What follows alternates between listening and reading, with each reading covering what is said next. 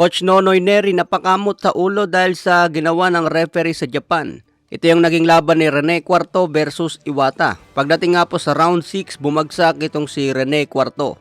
Mapapansin po natin yung suntok ng Hapon. Tinamaan niya ng hook si Rene Cuarto, sabay tulak, kaya na-outbalance at bumagsak si Rene Cuarto. Ang ginawa naman ng referee, tinigil agad ang laban. Hindi man lang binilangan si Rene Cuarto o tinignan muna kung kaya pa lumaban. Kaya napakamot na lang dito si Coach Nonoy Neri dahil sa ginawa ng referee. Kahit anong reklamo nila Coach Nonoy Neri dito mga tol, wala silang nagawa sa decision ng referee. Di ko lang alam kung pwede ireklamo sa commission ang ganitong pangyayari sa Japan. Mukhang iniisahan tayo. Mas nakakalamang na ang Japan ngayon mga tol dahil kinakarne na lang ang Pinoy. Mukhang naubusan na tayo ng pambato. Kailangan na siguro mag-build up ng bagong fighters at mga bagong technique. Sa iba pang balita, Ryan Garcia kinumpirma na may negosasyon ang kanyang kampo laban kay Pitbull Isaac Cruz. Kaya galit na galit si Rolly Romero, pinagmumura si Ryan Garcia at Oscar De La Hoya.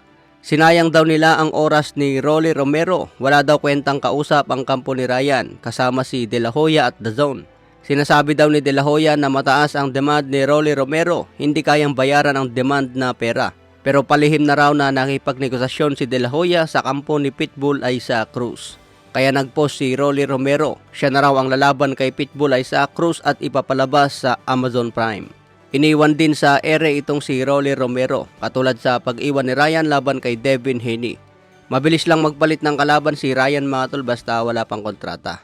Kung verbal na usapan lang at hindi pa nagkapirmahan pwede pang umatras at magbago ng kalaban. Kaya abangan po natin kung ma-finalize ang bakbakan ni Ryan at Pitbull Isaac Cruz. Delikado rin si Ryan kay Pitbull Cruz mga tol. Kung hindi magamit ni Ryan ang reach advantage, baka masilat pa kay Pitbull Cruz. Sa iba pang balita, Canelo Alvarez wala pang official kung sino ang next fight. Plano ni Canelo lumaban ngayong Mayo, isa si Jaime Munguia sa pinagpipilian. Pwede naman lumaban si Canelo kay David Benavides pero hindi pa rin inaasikaso. WBC mandatory ang kailangan iutos kay Canelo para magdepensa kay Benavides. Dapat gumalaw na ang WBC dito mga tol para may kasaang bigating laban sa super middleweight.